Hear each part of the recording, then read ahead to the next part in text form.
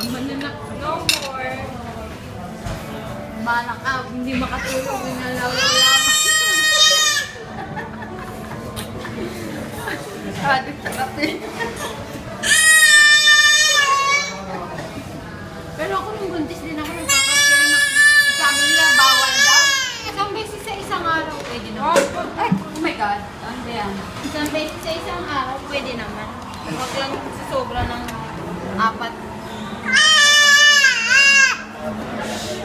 Grabe ka naman na. Huwag mo nasabihin. Lower na. Tinapon. Ba't ka ka? Ano na dali? Walang latte yan.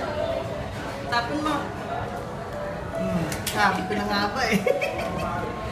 Ito. Like Wag! Huwag mo na pa yaman ng kape.